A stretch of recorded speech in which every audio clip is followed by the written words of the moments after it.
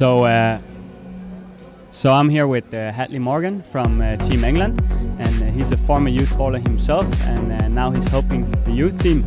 So Hadley, introduce yourself here.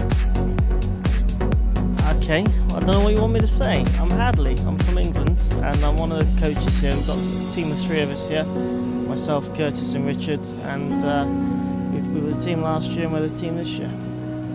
Cool. So what's your role going to be in this squad, this particular squad now? We made a decision at the start of the tournament that we were going to have our positions. Richard's going to help the girls, Kurt's going to go on the names with the boys, and my role here this week is going to be to spot the lanes at the back. So I'm just watching the other pairs, seeing what the other countries are doing. Certainly the ones that are striking, but obviously the ones that aren't striking are obviously important too. To see why they're not striking. Maybe they're just missing a lot, maybe they're just not the right part of the lanes. So yeah, as a background of running the pro shop and stuff, and obviously my background in bowling, I'm better off to be at the back to do that sort of thing, while Richard and Curtis do the motivational parts of the lane. Cool. And now I know you and Curtis a little bit here, and I know you're some really good bowlers yourself. So how have the preparation been for this tournament? Now you've been in the situation yourself, and try to explain what's going through the heads of the bowlers and how do you prepare them for a tournament of this size? Okay, one of the reasons we wanted to do this a couple of years back was because we felt that it was important that what we could bring to the table to these juniors is we knew what they were thinking. We can understand what's going through their heads when they miss, when they strike, when they're about to throw the ball to win the gold. You know, we know what it's like, and we can understand it, and I think that gives us a little bit of an upper hand to be able to gain a bit of respect from them, and hopefully just be able to give them the experience that we had. It's important. It's an important part, as you know. Wouldn't you rather someone that has experienced that to be able to tell you, rather than someone that's guessing or reading it from a textbook? I agree 100% with Hadley here. The more experience you have yourself, and the more times that you've been yourself in the situation, you can actually coach people in the direction you want them, and you can help them understand the importance of just taking one shot at a time and keeping your mind calm and not overreacting to certain things and stuff like that. I think we're about to start the squad here, so we have to get going, but it was so fun to have you in the studio, Hadley. We'll follow up on this. I might get you on the commentary. I'll come back later if you want me to. Perfect, Hadley. I'm looking forward to that. Maybe we can get Curtis in the studio too, and then we can... He'd like to have a chat with you.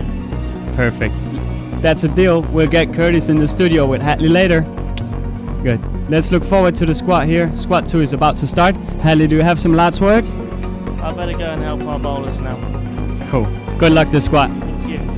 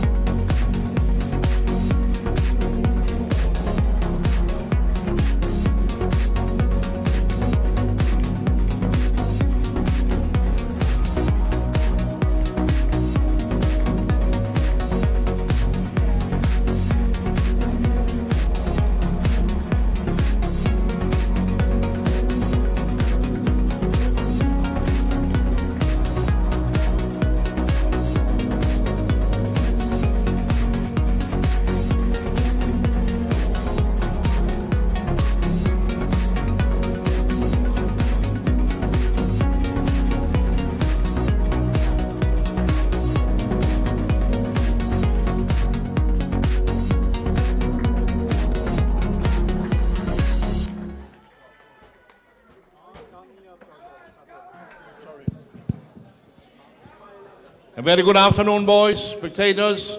Everybody welcome to the second squad in the boys team event of the European Youth Championships 2018.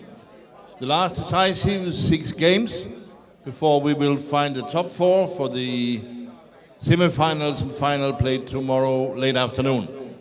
Please remember, all of you not playing more in the championship after these 6 games. It's on time to start removing your equipment back to the hotels. We're moving 4 lanes left, 4 lanes right. 10 minutes practice.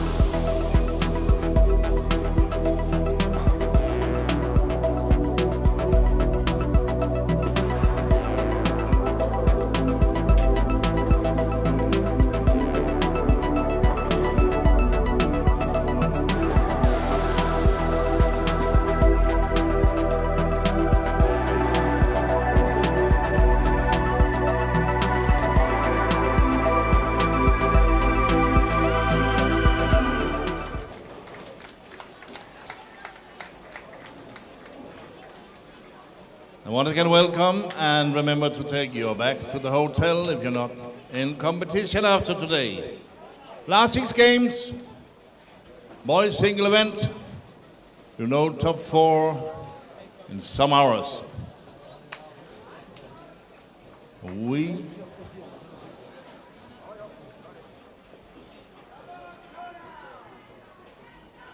ready? Good luck.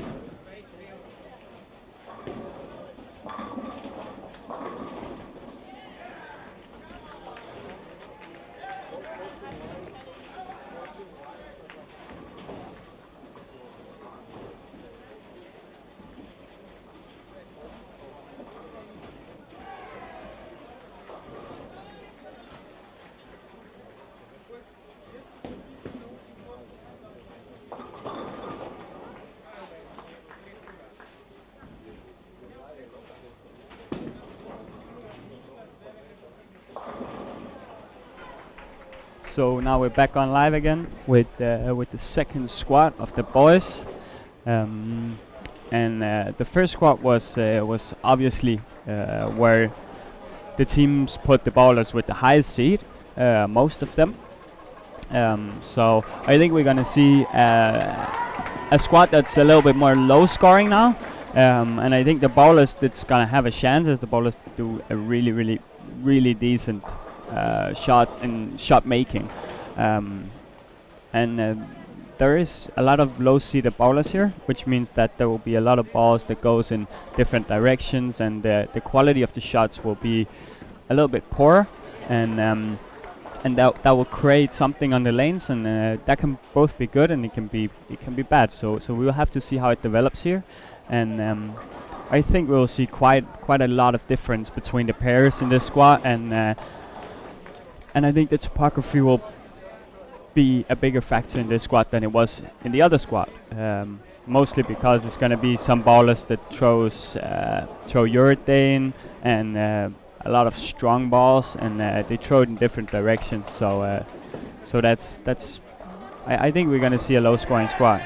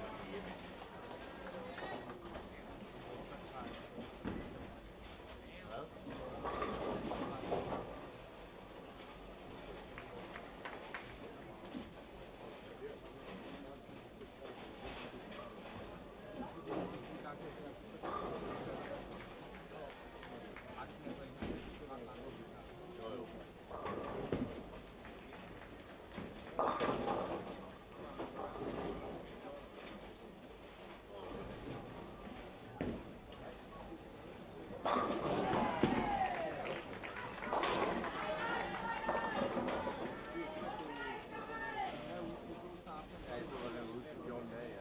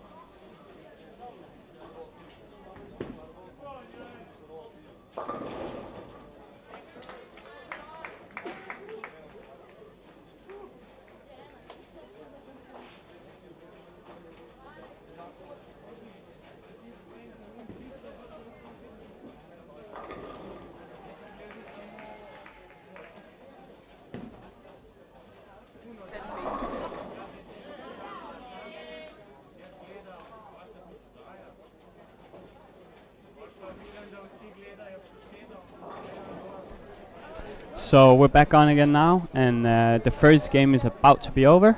I just had a chat with Mathias Ankerdal from Denmark, and I'm gonna get Mathias and Andreas in about half an hour, 45 minutes, commentating with me, where we're gonna do the same I did with Lucas, where we're gonna talk a little more about the social life of bowling and how do they incorporate it with bowling and being serious. And then a lot of people went over to me to say that the Icelandic guy had 298.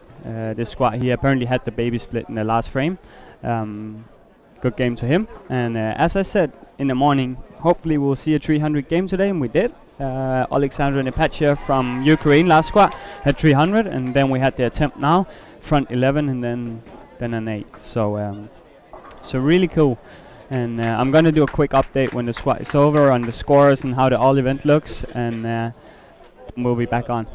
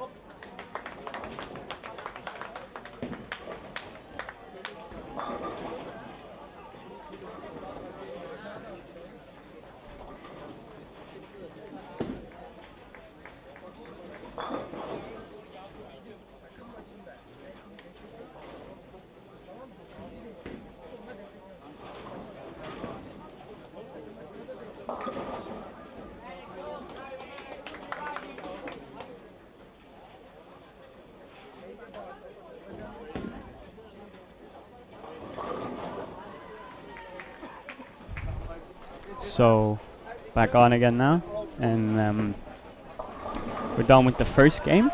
And let me see if I can get some scores up on my phone here, so we can see what the first game was compared to the other squad. And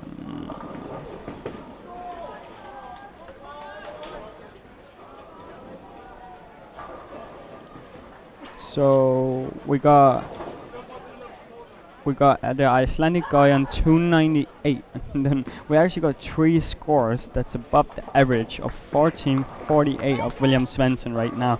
Got Alexander Beck from Norway on 268, then we got 278 on a French guy called Maxime Dubois, and then we got Johan Atlason from Iceland on 298. So right now, and actually got some pretty decent scores, this squad. It's going to be pretty fun to see how the all events is going to look after this. Right now there is, in my opinion, only one contender, and that's Oscar Bierfeldt from Sweden. And if my calculations is not wrong, he needs 1330 or 1430 to around 1440 to win the all events. Let me just look here where he is on average.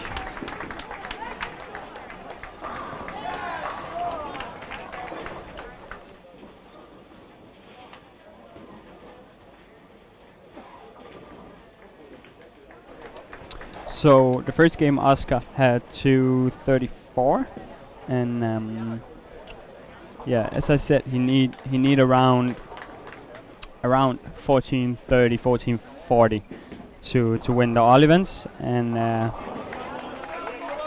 the silver is about the same, 20 less, so he needs at least a good series now. We're gonna follow him a little bit, this squad, and then let me just and then of course tune in on my Facebook profile again. Keep the questions coming, and I'll try to answer them as good as I can. Is there anyone you want in the studio? Please tell me later. After the squad, I'm gonna get Hadley and Curtis in, and we'll do a quick interview with them.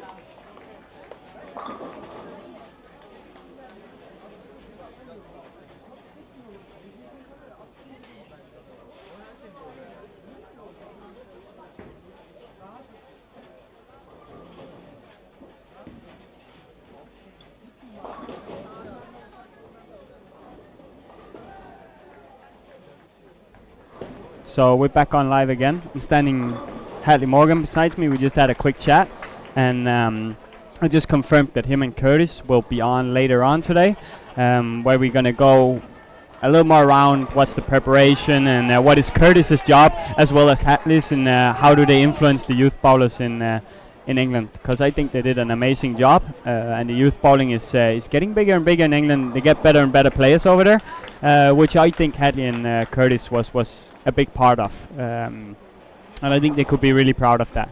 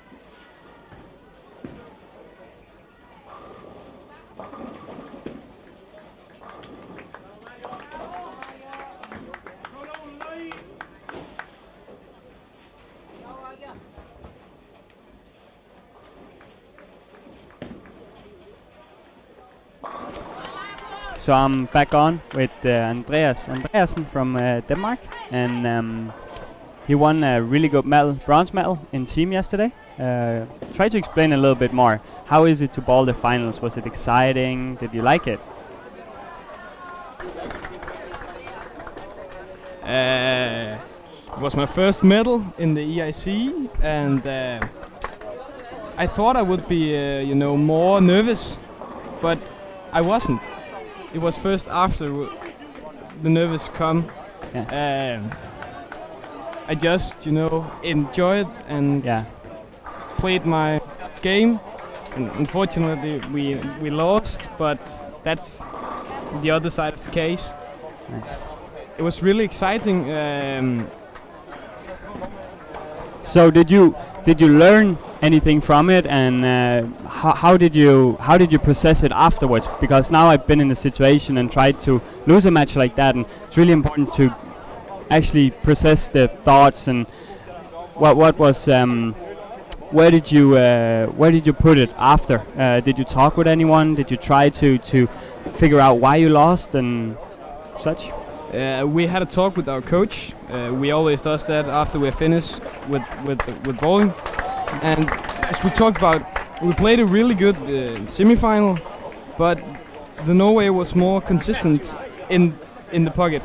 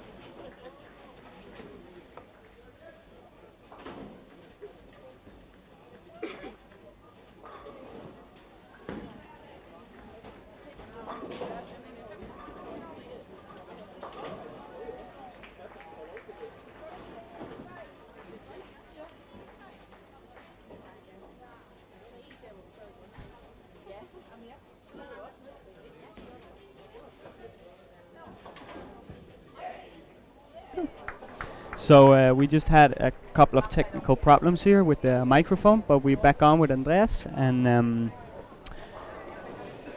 the question for Andreas now is, so who do you think is going to win this single event? We have the top four with, as of right now after the first squad, with William and George from Norway. Yeah. And do you know who the other guys was? Yeah, there was a Slovenian guy called Tim Sevenik. And then Mike Bergman is. Okay. That's top four right now. I think, of course, William Svensson would be a good guess. Yeah. He's always good, and he's pretty good in finals. Yeah.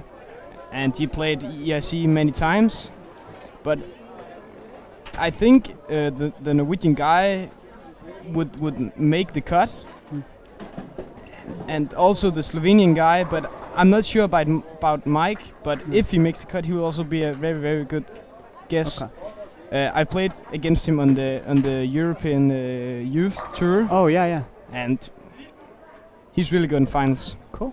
He's making his shots, but William would be my best guess. But some of the other Swedish guys also playing well in this squad so far, and they're also gonna have a chance to make the cut. Yeah, but I would like to see some other guys in the final than the Swedes. Yeah. So who would you like to have in the final? If you could choose yourself, and it can't be any Danes, because of course we want 4 Danes in the final. But if we can't choose any Danes, who's gonna be in the finals then? I would like to see Ronan van der Loo from Holland play the final. He has a nice spirit and he's just cool. Nice.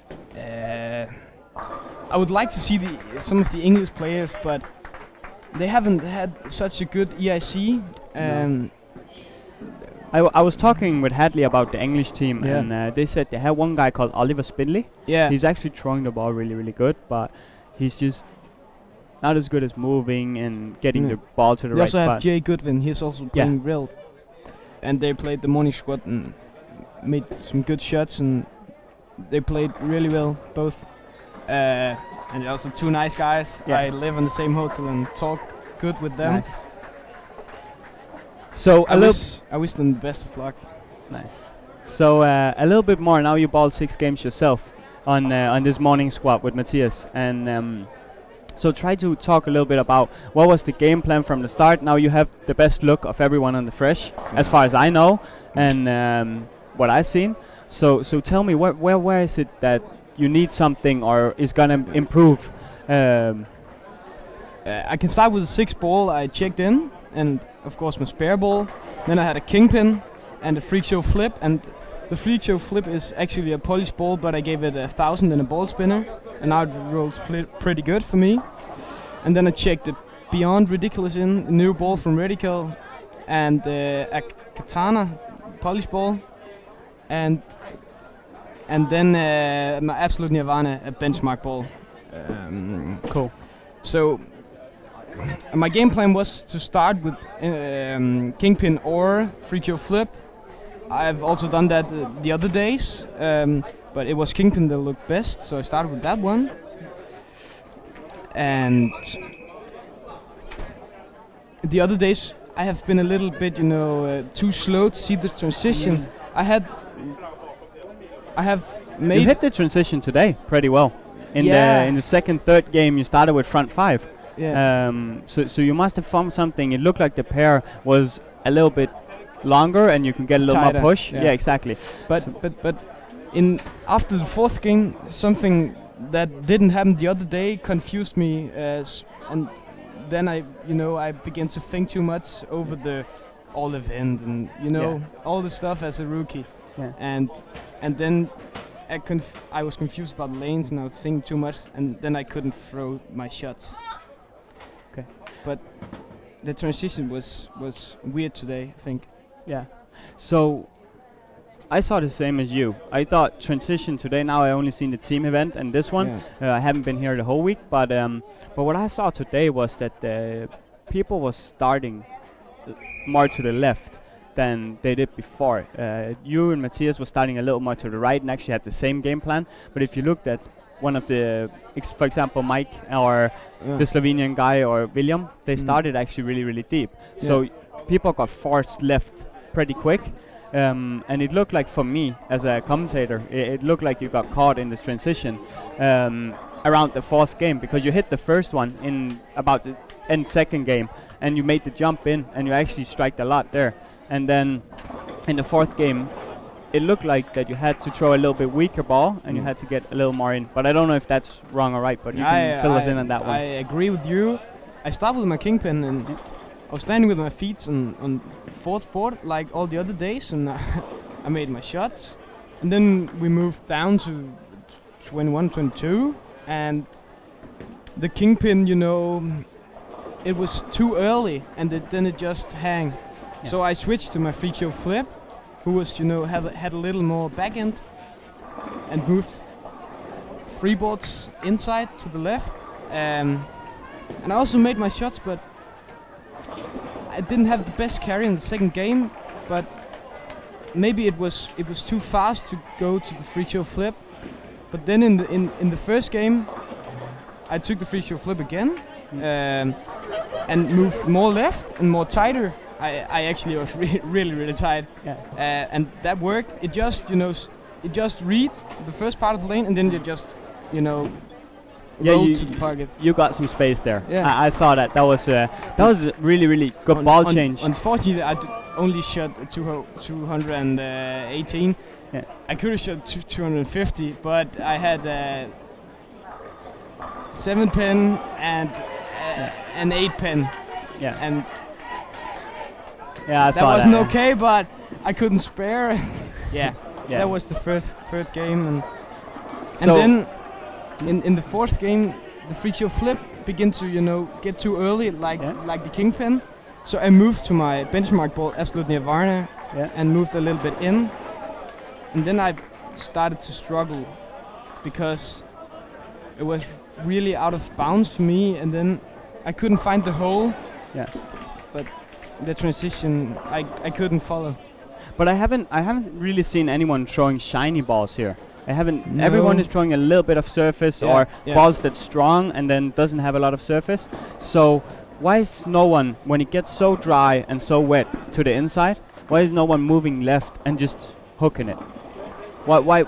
I know that you're a little more straight player and you like to play the outside. I don't got that much refs, but I play with 3 guys on the team that have plus 450 refs, 2 two-handed and Marcus, who really, and it looks like the polish ball is just, sliding, and it's never gonna start to read. Yeah. I think that's the answer in that. I haven't really thrown so much polish. In the double, the last game I throwed my beyond ridiculous. It's polish, but it's a little bit stronger polish ball, and it likes to start early. Yeah. So But now I ball in the center myself quite a lot. So when I know exactly what you mean about the ball have to pick up in the front and it have to read the mid lane, otherwise the ball can't strike.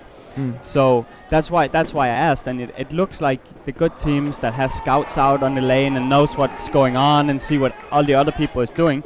It looks like that they're throwing the right kind of balls, and what I would like to see and someone try is actually to make that jump a little bit earlier, to try to make the jump left and go left before everyone else.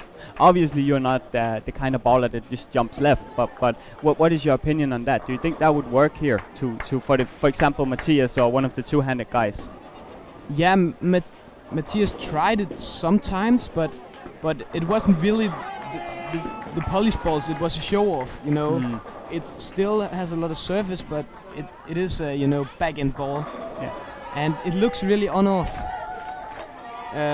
But I think maybe Marcus from my team, he has IQ Sonic, and it looked really good in the last game in the team. I think he could jump in earlier because he also gets so much behind the ball. Yeah, exactly. And still has a lot of refs. Yeah.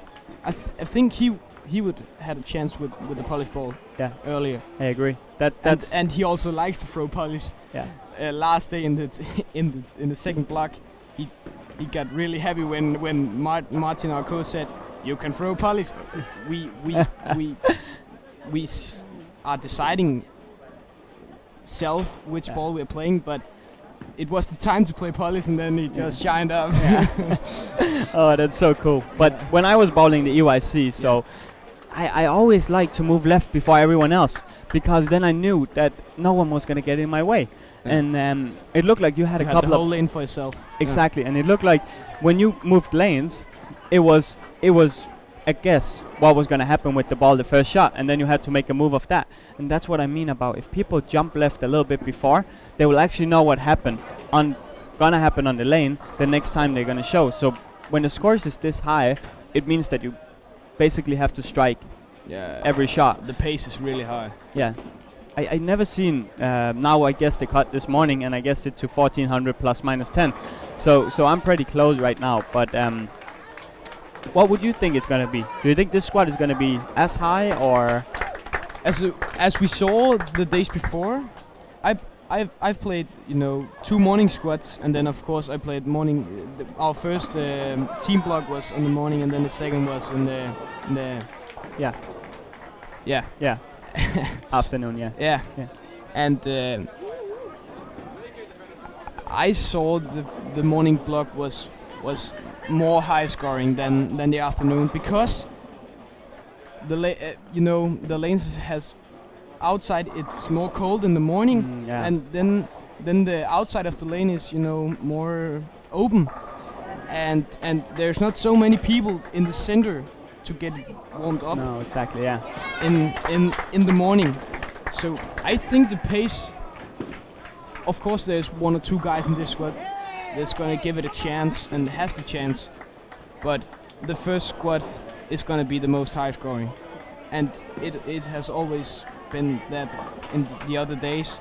But I'm not sure, because my last block of the team, I thought I would struggle more from the start, because the outside I don't have that much risk, so I play from the outside and in, and unfortunately it was open from the outside yesterday.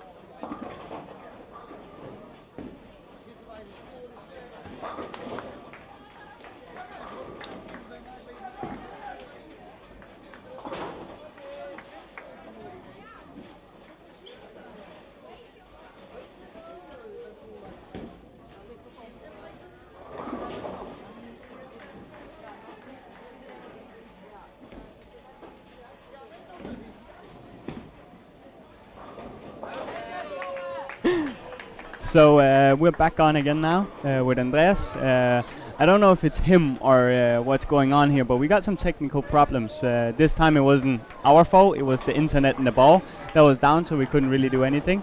But it should be stable now and we should be set for the day. So let's continue. We were talking a little bit about ball motion and how did you experience the difference of the sides. So what is, if you make it into Masters now, which you hopefully will do, what is the game plan? How are you going to approach Masters? If it's gonna start, I think it's starting on fresh. Yeah. Yeah.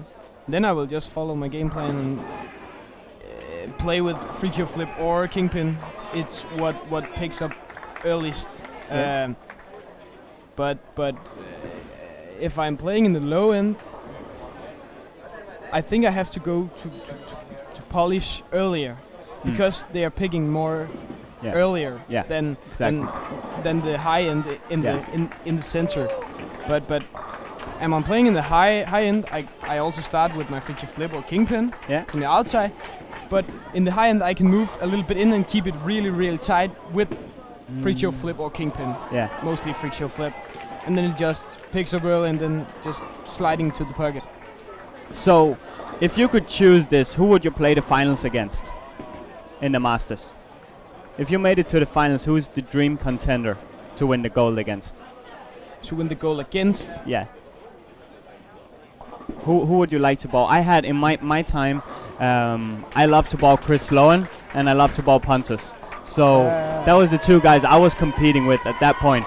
So is there anyone you see yourself that you just wish to ball if against? I should look as the best final and the most, the final with most energy.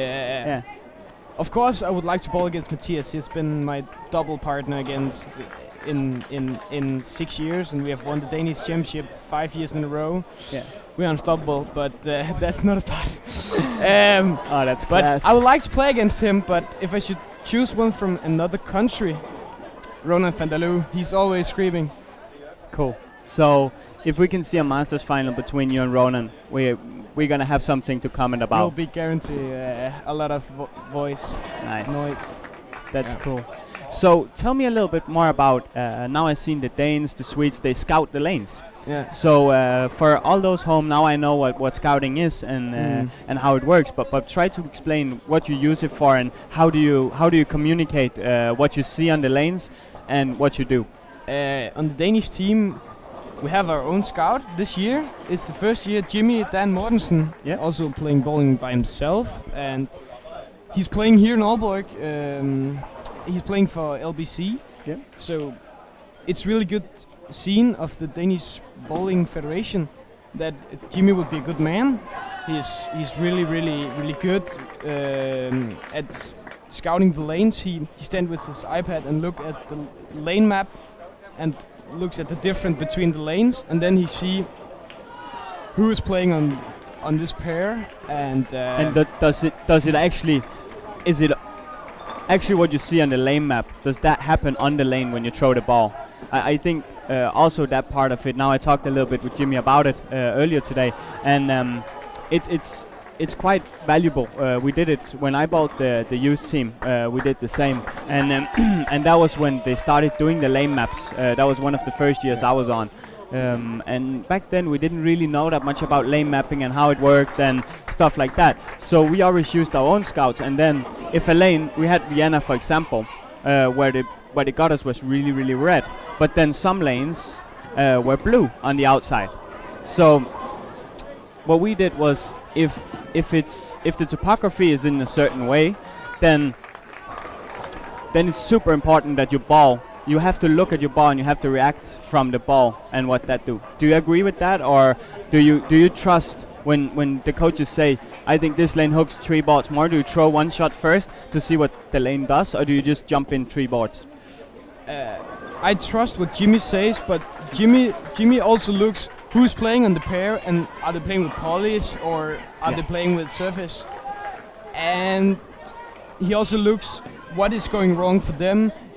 Are they standing too much to the right or to the left? And then he says to Martin, hey, as I seen this pair, the right lane is hooking more, and I think it was on the pair 17 and 18.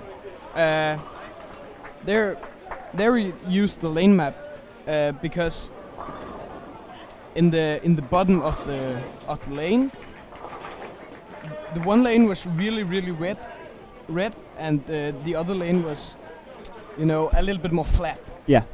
And I could feel that. So Okay. I think the lane map says some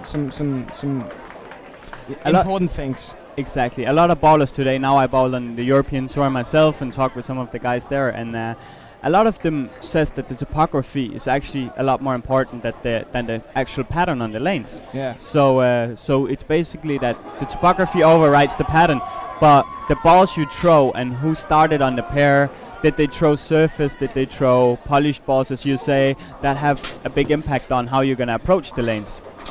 So what? Oh wait, actually we have to look a bit on the scores here. Now we just sit and talk. Let me just.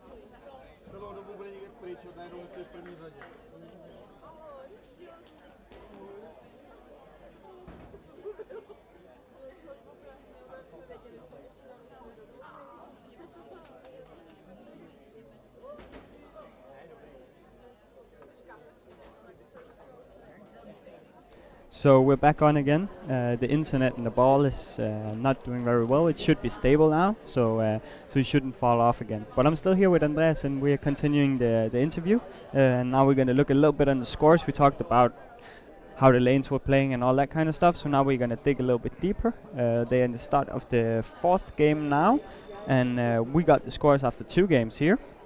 And after 2 games, the guy from Iceland got 94 over, and Maxime Dubois from France got 92 over, and we got 70 over and 64 over for the 4 first spots, which means that there's actually the 2 first guys, they averaging 240, which is a really high score. So now you were good on fresh, Andreas. Can you try to explain how these guys should do and what should be the game plan from the 4th game now? I would move a little bit inside and keep it tight with the ball with surface.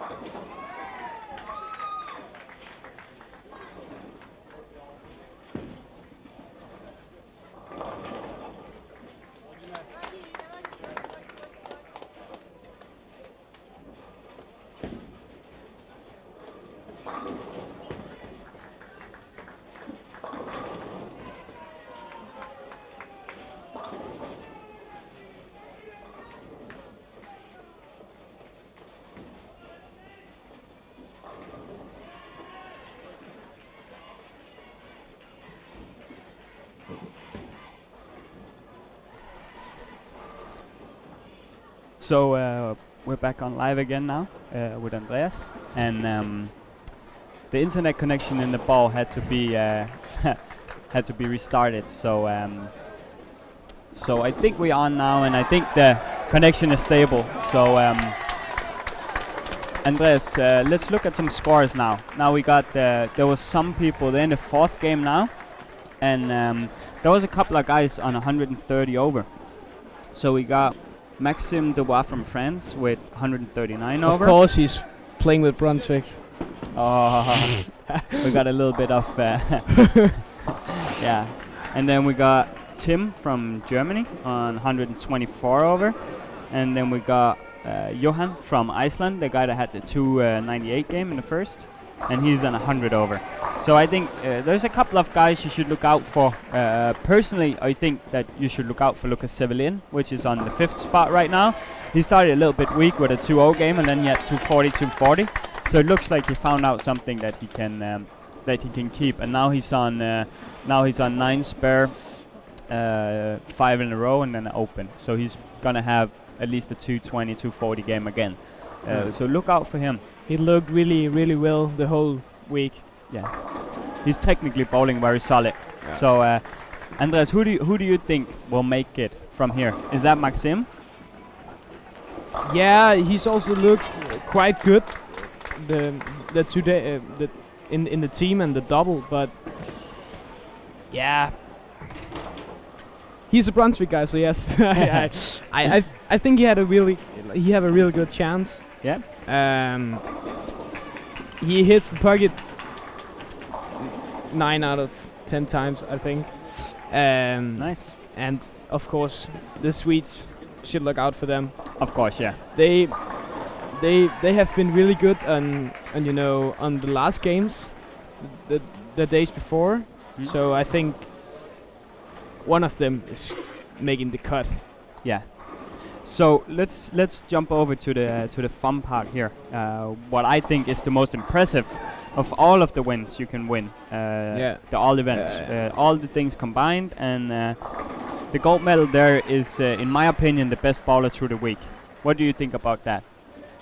Yeah, it's the bowler that has been bowling best over the free disciplines.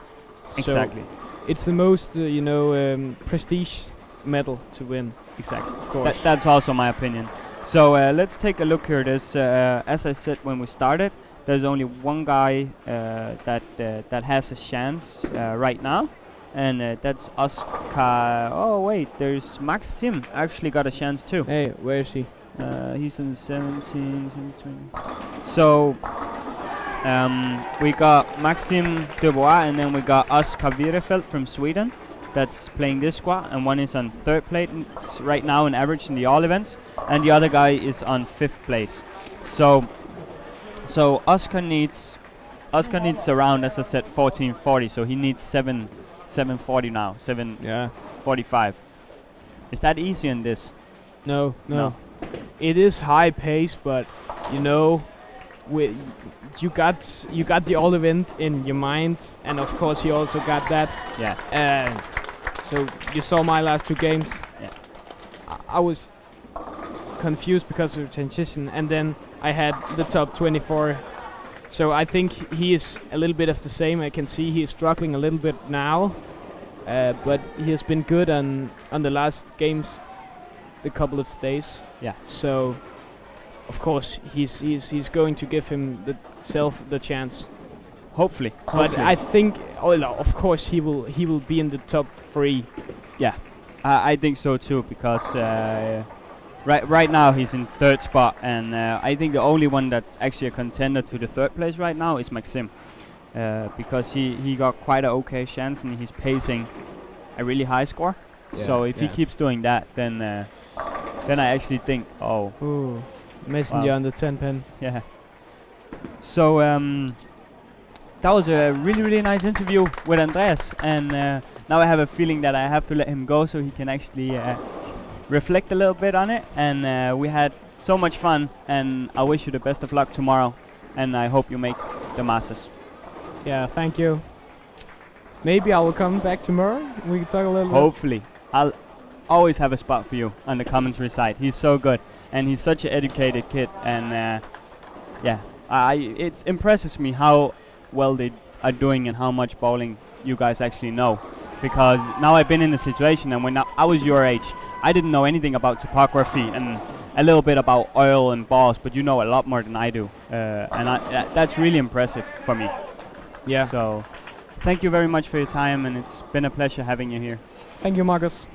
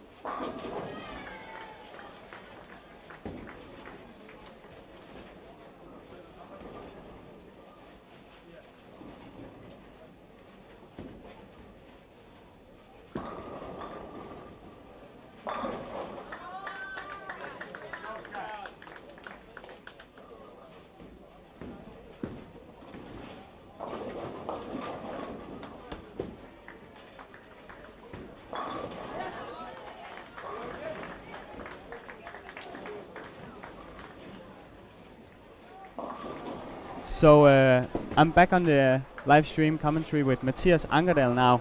He's the highest seeded of the Danish guys, and he's currently staying in 5th place in the all event, and he's 7th on average right now. So he's gonna make top 8. So Mathias, what do you think about the performance today? Are you satisfied, or how did it go? Oh, it was actually pretty good. I had a rough start, but made some adjustments and throw some good shots. Nice. Just take one shot at a time. Didn't think about results, didn't think about masters, all events, you know. But just throwing my shots and do my best. Yeah. Now you're saying I'm just throwing one shot at a time. Is that something the coaches teach you, or now I know you're really calm when you bowl and you're really good at putting yourself in a position where you're good? So what do you do to have the right mindset when you go into bowling? You know, the coaches have said to us that, yeah, just not focus on, you know, the result, but yeah, just take one shot at a time.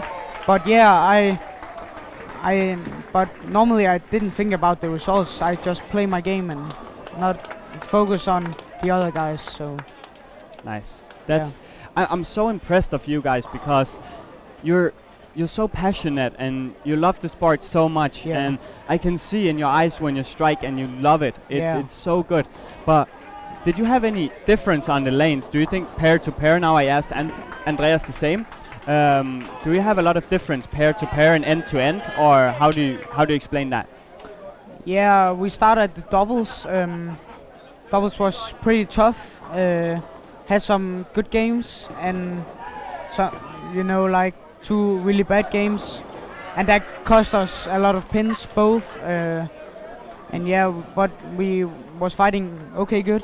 But yeah, we just still take one shot at a time, and yeah, and in team in the team that was the first block was my absolute best. Yeah.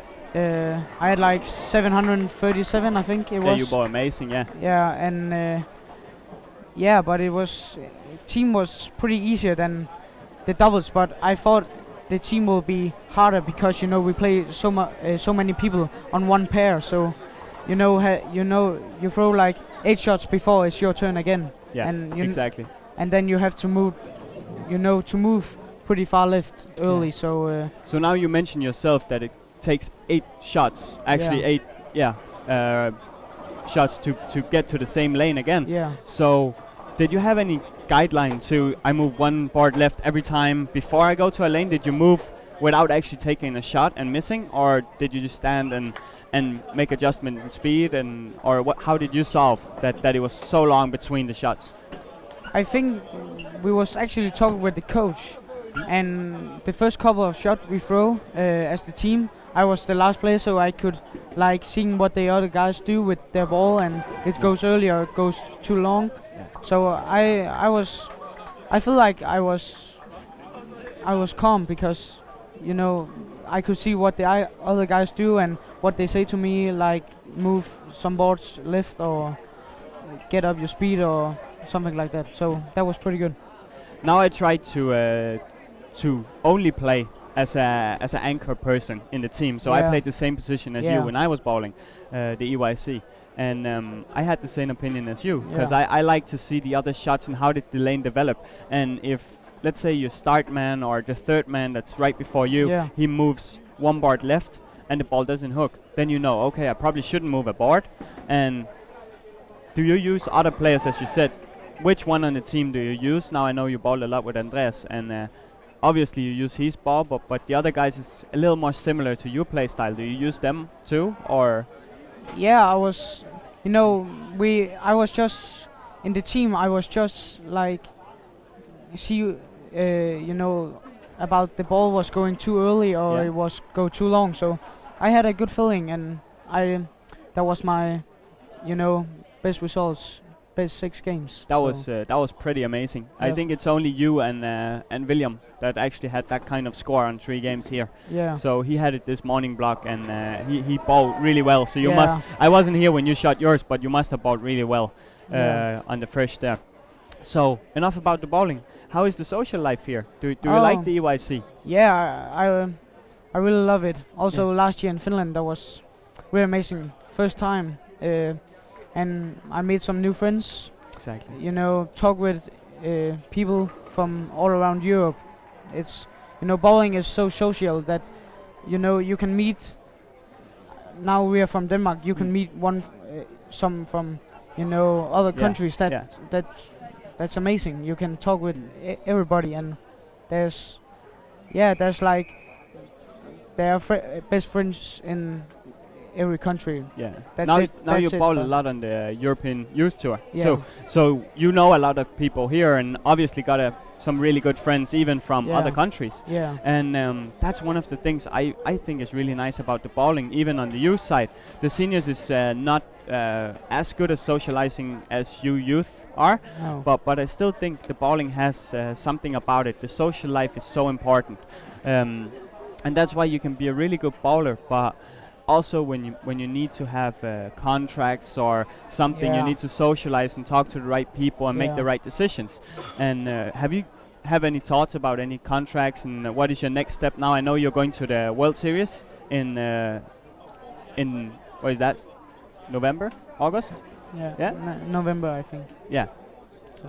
So are you looking forward to that? Yeah, I'm really looking forward. You know, that will be my first time in America to play on the PBA tour, and it's just playing with the best of the best, you know, in the bowling sport, and compare yourself to and then I can learn a lot of experience and take the, you know, the positive with me to Denmark as the tournament. So, but it's gonna be good. Nice. So now I know from bowling two-handed myself that training is really hard in Denmark, and there's not that many good coaches that can coach two-handed. So who is helping you now developing your game and getting better? Yeah, I have Mick Steinberg from the Danish national team as my coach right now. Of course, the national trainer Martin Worsny is, and then I have from my club in BK Trækken. So they help me, and I'm really happy for that. Now you mentioned Mick. Mick is I bowled with Mick on the senior national team. A really talented bowler himself, and he's really good to youth people, and he helps them quite a lot growing and getting better. And how did Mick help you? Is it more mentally? Is it with the physical game, or how did you prepare for this? Was Mick a factor in the preparing of this? Did he help you along with Vosny and the other guys? What was your routines? How did you prepare? I think the best about Mick is that he understands, you know, the youth players, what they are going through, and of course he has helped me to this EYC and talk a lot with me. What are you gonna do, and you know which balls are you gonna take with you to EYC, and he's just a good coach. Yeah, I agree. So now let's get some scores up now, because I think we can get the scores from the fifth game here. So it's gonna be interesting to see the guys can hold the pace or they lost it. Exactly. That's what I'm saying here. So we got the fourth game in now. So we got Maxime Debois, that's 166 over, and we got Brent de Ruyter from Netherlands is 130 over. And then we got Lucas Sevelin from Sweden. He's on. He is also won silver in double with Oscar, his double partner right now. Oh yeah. And he won the team event yesterday with Team Sweden. So they was doing good. Yeah. Cool. That's and congratulations with the medal. Yeah, thank you. That was amazing. Thank you. So let's take a look at the Oscar here. He was, before this day, Oscar was second in the all events. Yes. So he maybe I don't know if he has chosen to play the late squad here, but then he can see the results as I need to score that, but that can also be a pressure on him.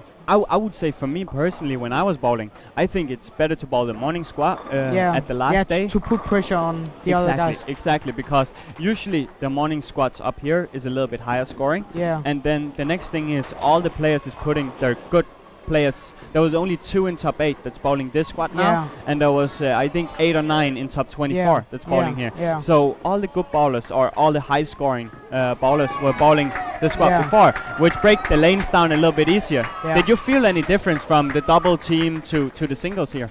I think the transition was, the transition come pretty early. Yeah. The single, the doubles was, I was playing with the same ball like 3 games, and then I was switched to another ball. What did you throw? I throw my no success from rotor grip. Yeah. In the doubles and show off also. So, but today I start with my no rule success again. Move to show off. But then the transition I said was earlier, so then I changed to my IQ2 edition. Okay, cool. So That's a yeah. really good ball. Yeah, That's, lovely ball. Exactly. Lovely ball. So, as you said, there was some transition problems today. Yeah. So around the 2nd to 3rd game, there was a gap there. And do you Yeah. have any game plan for the Masters now? Now I know it's on fresh oil, but if you get to between the 2nd and 3rd game and you get to that point, do you have a game plan ready? Do you know how to solve it now? Yeah, I'll definitely see the guys what they are doing with their ball, and what kind of lines they play, and so I have an idea. Yeah. Where I should play and which balls. Cool. So the time, that's actually pretty impressive, because when I was bowling on the youth team, when we were done bowling, we were only looking at our own team. Yeah. But that's what I think is so amazing this year, that you actually look at the good bowlers to find a Yeah. solution for tomorrow. Yeah. And I do it myself on the European tour when I was bowling, and I know a lot of guys is doing it. Yeah. So, and it works. It's when you see other guys that have the same problem and solve it, then it works. Then you also know what to do. Yeah. So I think that's a really good Yeah, it is. good investment in time to do that now. Yeah, it is. It definitely is. So now I asked Andreas the same, and I also told him you can't choose each other because I know you're best friends. Yeah. So who would you bowl against in a final in the Masters if you could choose? Who would be the best match for you? Who would you beat the most, or who would you like to beat the most? I have that opinion that the best bowlers have to be in the finals and fight for medals. So maybe after the first squad here, that will be William Swenson. He's pretty good bowler. We are both two-handers. He has won the Masters 2 years in a row now. Can be back to back to back. So that could be actually pretty cool to beat him if it, And that can actually happen, because as you said, now I bowl EYC myself and they seed. So now you're so high seeded that William is 2nd seed, I think, and you're Yeah. gonna be around 4th or 5th or 6th seed. Yeah. So you won't be able to meet each other before the final. Yeah, most likely. before semi-finals, I think. At least the semi-finals, Yeah. most likely. And usually the top seeds go out a little bit earlier and Yeah. stuff like that. Yeah. So that's actually a possible final. Yeah. And that would be amazing to see. Yeah. I would love a final with you two in it. That would. Yeah. Now I know you pump yourself up and you always give a good show. Yeah. And William is more kind of a quiet guy. Yeah. And so how do you have any plans when you're gonna bowl the Masters? How are you gonna approach it psychologically? Yeah, I will. It's as you said, there's 1 against 1, so Yeah. it's not about the score, but more to beat, your opponent. So it's just maybe not still not think so much about the score, but Just take but one shot at a time and just do your best. Yeah. Exactly. Yeah. Yeah. That's so good. And if I lose to a good player that is playing better than me, that's fair. So That's amazing to hear this. That's that's nice. Like Yeah. you actually appreciate good bowling, and that's where, like, I always think that that with the format we have now and the way it's working out, I think the best Yeah. bowler should win. Yeah. How do you see the social life? How a little more about that. How was it? Like, now I know you play cards in the afternoon, and we did that at least. I don't know if you do it, Yeah. but have fun and interact with people and talk cross countries. So is there any guys that you socialize more with? Any teams that you Yeah. I have talked a lot with the English guys Yeah. from England, because I have also bowled with them at the European Tour. Yeah. And the Swedish guys I talked to, and yeah, but you know, here it's like all guys is talking with each other, so it's fantastic. So amazing. That players from all around Europe can talk together. It's so It's amazing. It's amazing. I think it's truly amazing that just the atmosphere here and the It's really good. the It's really parents good. and just all the people, and I like it. Now I played the European Men's Championship too, and the European Men's Championship is a little more serious, and it's More people quiet. exactly. People doesn't show emotions, No. and that's what I think is so amazing. That you guys, when you make a strike, and you can really see it's so important for you Yeah. that you get so happy. And usually you put your feelings away because it gets in the way of the bowling when you get to a certain level. But Yeah. how do you experience that? I see you as a bowler that gets better when you get pumped up. Yeah. Yeah, as you say, you know, the seniors are pretty more serious, and they are quiet when they get a strike. You cannot see on them if you play like 200 or you play a 290 game, for example, and then you just see at the bowlers here, you will get pumped up when you get a strike, and your supporters will scream at you and cheering the best as they can and get yourself pumped up. But it's pretty cool. I like it. So what does the future look like now? Now you're one of the most talented guys, or I would say the most talented guy we have in Denmark right now, on the youth side, under 18. So what is the plans for the future? I know you're going to World Series. Is there any ABTs coming up, or any tournaments where we have to look after you? Yeah, you say I'm going to the World Series, but yeah, there will be some EBT tournaments, so I will play more of them. But still also play like the European Tour, so I still have like a feeling where I can play with the youth, but still I'm in the next level where I will, go up and get to the seniors, see if I can beat them. So. Are you playing the league in Denmark now, or youth? No, I'm playing the youth league right now, but yeah, my future plans is also to stay in BK Trækken KF and hope one day I can play the league with one of the two best teams in Denmark. That's always fun, because the jump from youth to senior now, I know it's pretty hard in our club. So yeah, and I know for me personally, I was in a club that wasn't one of the top clubs. No. So I actually got up when I was 15. Yeah. And what amazed me the most is the psychological game of it. Yeah. The people that affect you, because that's all about winning. Yeah. On the youth side, we don't see that much trash talk, and we don't see the psychological game. But when you get to the point in the league, a lot of players, they know if they say certain things and do certain things, which is part of the game, and I think it's completely fair, because everyone can do it. But as a youth coming up, is that something you're afraid of, or do you take it? Now it's a really good team to get up on Trækken, because they are one of the good teams that doing it too. Yeah. So. But no, I will not be afraid to play, the senior league. But yeah, it will still be. I will still be nervous. I think the first time I will play, but I like the system where you play 6 guys and three matches every single game. So yeah. It's pretty cool. It's pumped up, and it's a little bit like the Swedish system where you. Is there any plans for you to bowl in Sweden? I will go to the Lucky Last Masters again this year, and but no clubs and no league. No clubs. Okay, so listen up now out there who's looking on the live stream. Yeah. Someone can sign Matthias, and that's one of the guys here. So send him a text if you want a bowler. That's really good. He can. I don't know if he's interested, but.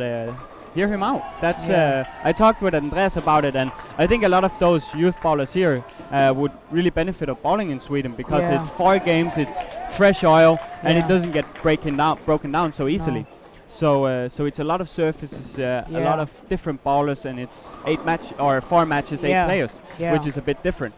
Yeah, and higher cheering as the final in Jönköping. So Yeah, exactly. yeah, they That's, are.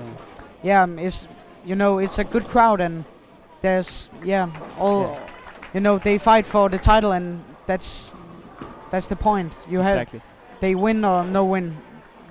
Exactly. It's so cool to watch. Yeah. I think everybody that thinks they want to watch bowling the first time, they should watch the Swedish League finals, because Yeah, I have watched the Swedish League final. Yeah. Pretty cool when all strike they get over to one lane against the jump over seats Yeah, and clap each other, yeah, and it's so cool. Yeah. yeah. Drums and everything. Yeah, I have most seen the Team Pergamon and Team Clan in the final. Yeah, that's so cool. It's two of one of the best clubs in Europe. Yeah, so and some of the best bowlers in the Yeah, world playing on yeah, those teams. yeah. So that's amazing. Yeah. That's yeah. So what are you going to spend your evening on now? How does the rest of the day look? Is it a little bit looking on bowling now and relaxing, or? Yeah, I will, seeing the squads, not doing that much, but yeah, just get myself to a point where I can see some guys, and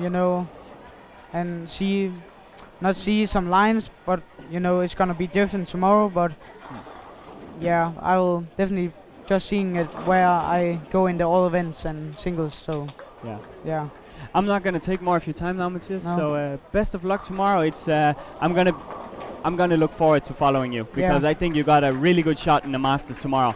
Yeah. So I like the man against man. exactly. So you're one of the really good match play bowlers in Denmark. Yeah. So I think that's definitely Matthias we should look out for tomorrow. And as you said, William Svensson, of course, and some of those guys Yeah.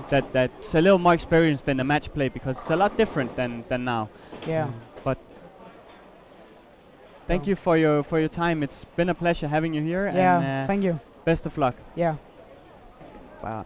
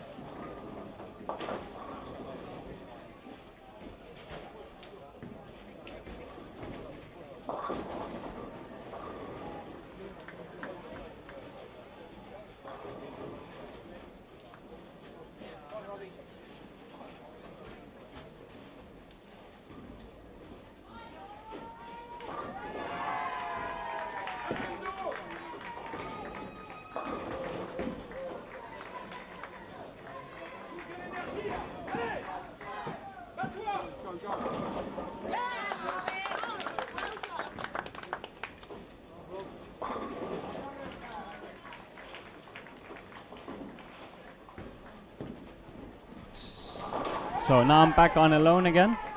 We got Brent de Ruyter from Holland. So we got Brent de Ruyter from Holland, and he's on front 7 now, and he's on 932 for 4. So with a good game here and a decent game in the next one, he actually got a solid chance. The score he has to beat right now is 1390, 1393. So right now, let me just take a quick look here. Boys singles. And we got Maxime Dubois still, 160 over, and then Brent de Ruyter. I think those two is the guys we should definitely look out for. Let me take a quick look. So we need to find France and Netherlands.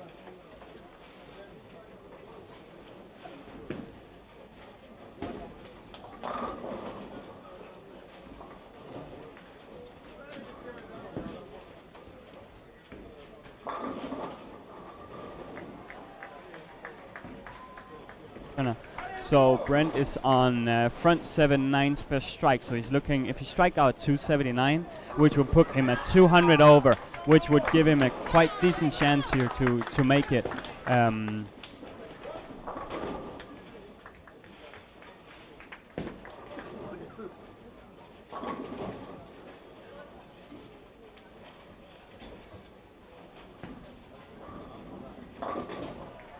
So Maxime Dubois is on 6 in a row from the start, and he's 160 over.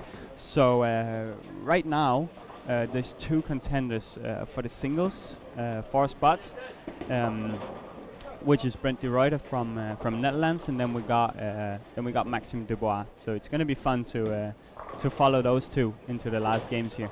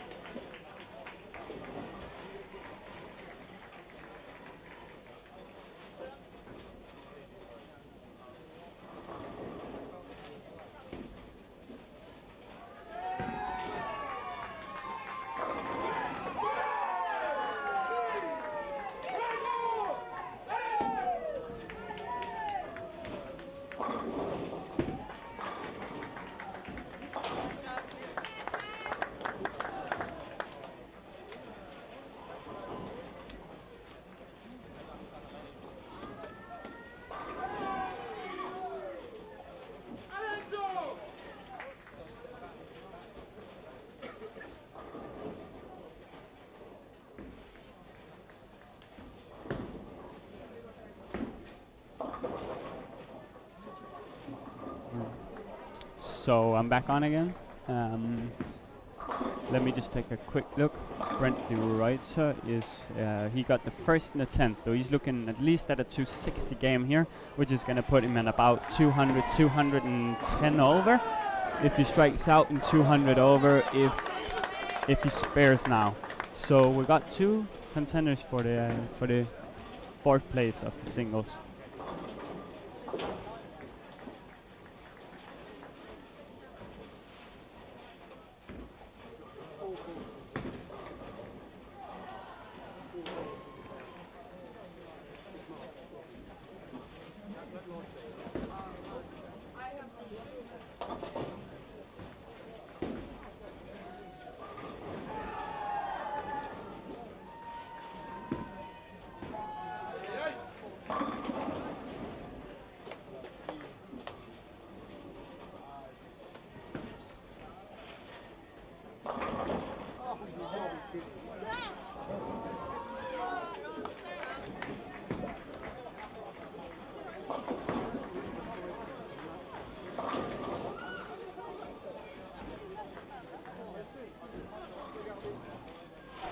So we got Brent de Ruyter, he doubled the 10th for 270, and I just got the manager here telling me that the internet is a little bit down, so it can't put the scores up. So I'm just going to give a quick review of the scores here. I'm not going to take every bowler, but I'm going to take the ones that's having a decent score right now. So we got on 7 and 8 we got Brent de Ruyter from Netherlands. He's on 1,211 points, and then we got Italian guy on 100 over. He's on 1,100, and on lane 11 and 12 we got nothing. There was no big scores. Let me look. There's one guy from Finland that's 50 over, something like that. Not a real big score, but decent score. And let me just look. And then we got the two Swedes on 17-18, and Lucas had 167, which is not that high of a score. I think he's lacking a little bit. Then Oscar is on a 237 right now, which is going to put him to 110 over, a little more, 120 over, which is quite a good score. And that also means because he needed 1440 to win the all event, so that's also meaning, if my calculations is correct here, that Georg Skritten is gonna win the all events here. I'm gonna update that in a couple of minutes here, but I think it's pretty safe that he's in, and I think Georg is he's pretty safe on the win.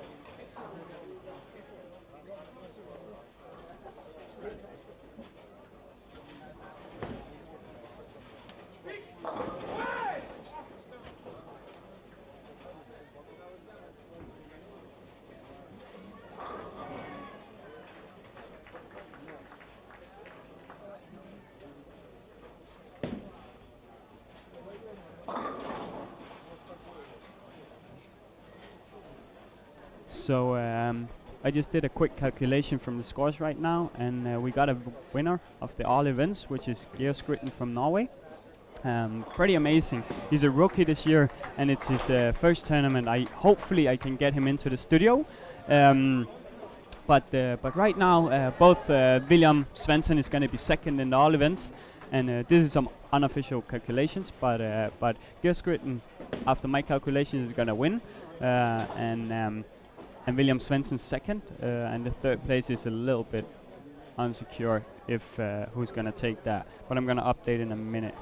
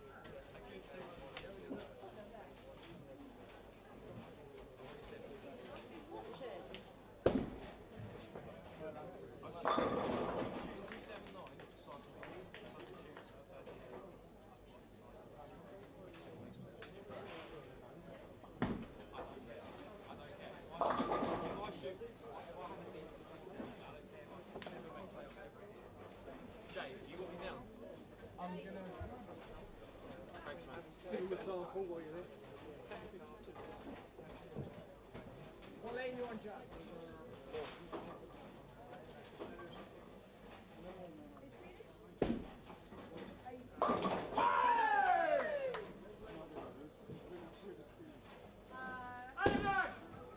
Joseph.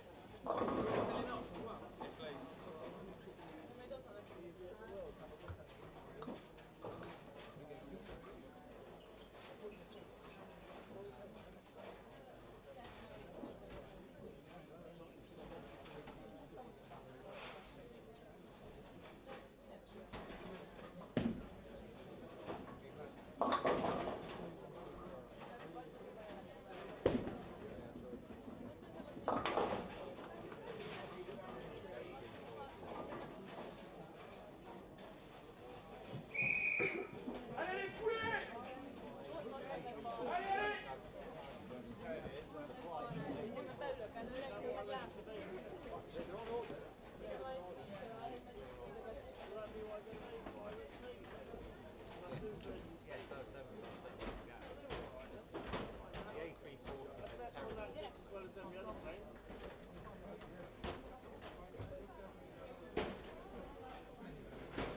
Kettőt oda, innen még pont átjuk a táblára. De az a baj, hogy nem tudunk beülni. Jó, az itt majd nézzük őket. Vannak a szobák.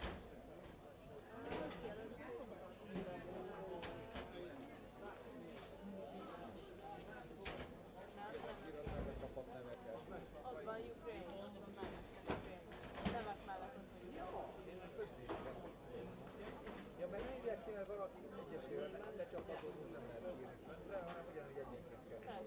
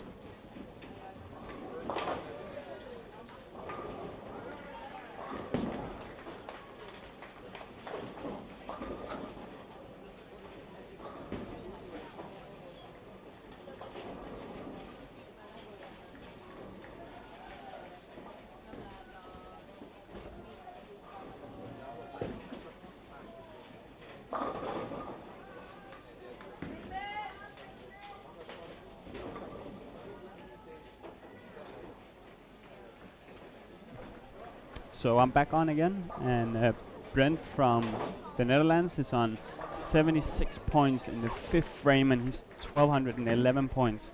The score he needs to beat today from the first squad was 1393, and the 3rd place right now in the singles is 1434-3, I think, 34-33. So I'm just gonna do a quick update here. Let's see if we can find France and see what Maxime Debois has, because he was on 1210 points too.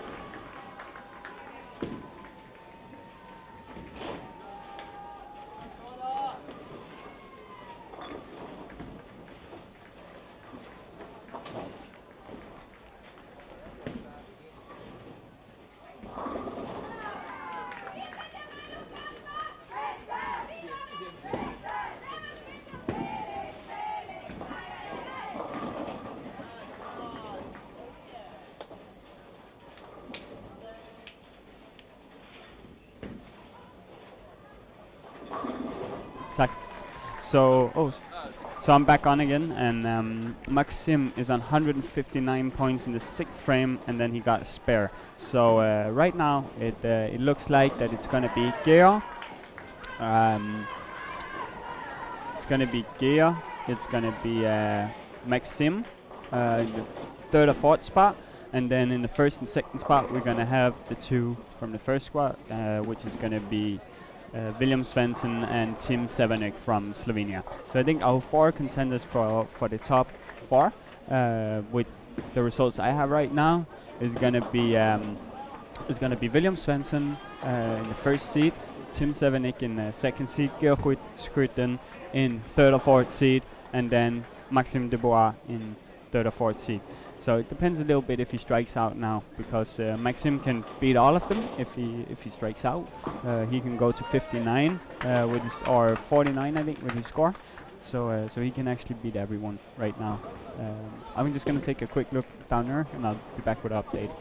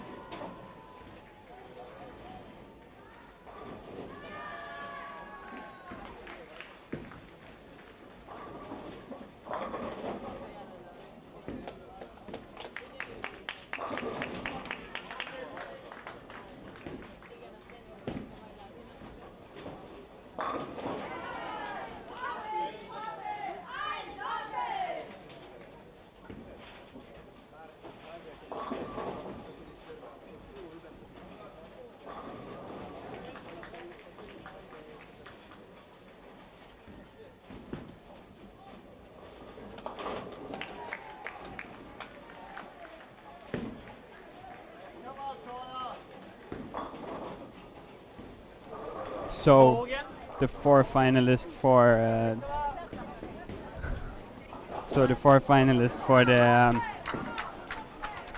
the singles finals of the men's team is gonna be William Svensson, Tim Severnik, and Georg Skruten, and then we're gonna have Maxime Debois. He can actually take the 1st seed. He's pacing 240 now, so most likely he's gonna be around between the 1st and the 3rd seed. Yeah, I'll update you in a minute, but now we got it set. There's no one else that can make it. So so we got top 4 locked in now, and yeah.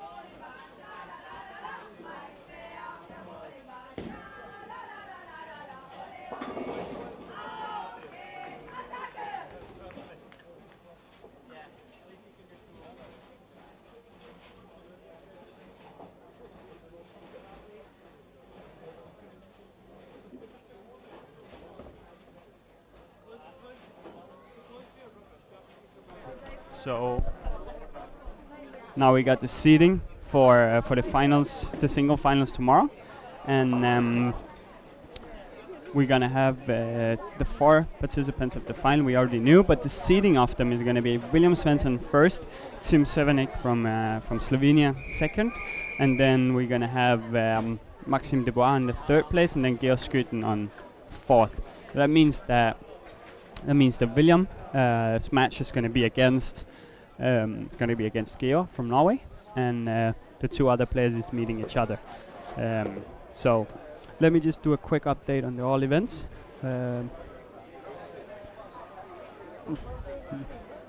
And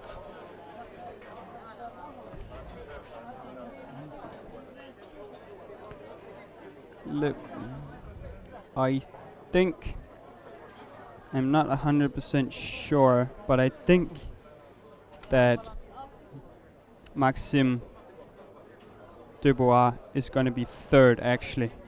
This is unofficial, but I think he's going to be the 3rd spot because he had 14:37. He had 2:37 the last, so he's going to be at 39:79, which is going to beat Alexander Nepachev. I don't know what Oscar Widerfeldt from Sweden had, but if he didn't have 2:22, Maxime Dubois get the bronze in the all event. And Georg Skytten from Norway, congrats with the gold in the all events. I've been there myself. I tried to win the gold. It's an amazing feeling, and by far the biggest achievement of this championship to win that medal. William Svensson, congrats on the silver. Both made the single finals, so we'll see them in action tomorrow night. We're gonna have an interview now with the English coaches, Hadley Morgan and Curtis Hooper. It's going to be on Channel 2, and we're going to ask them a little bit more about the questions about how is the life of a coach here, how do they prepare for such a big tournament, and follow up on the interview we had before the actual start here. So what's pretty cool here is that we got one Danish guy, top 7. Matthias made top 8, sorry. So he's bowling the Masters step 2, and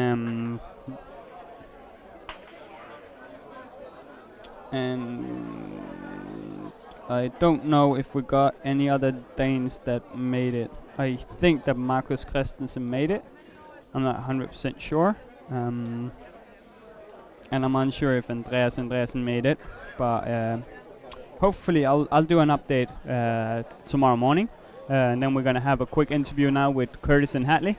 So tune in on Channel 2 and prepare yourself. It will be ready in about 5 to 10 minutes, and you'll hear a little bit more about how it is to be a coach at the EYC, because that's one of the harder jobs. A lot of people think that you just stand behind the lanes and talk a little bit to your players and help them, but it's really mentally hard, and psychologically you have to help your players in the best way. So tune in, Channel 2. Make sure that you listen on Hadley and Kurt Dog. It's going to be really fun. It's from France, Philippe Dubois. And from Norway, Georg Skytten. And the semifinals will be Sweden versus Norway and Slovenia versus France. And we also know the top 3 medalists in the all event. A European champion in the boys division, Georg Skytten from Norway. Silver medal goes to William Svensson from Sweden. And finally, there's a bronze medal to Maxime Dubois from France.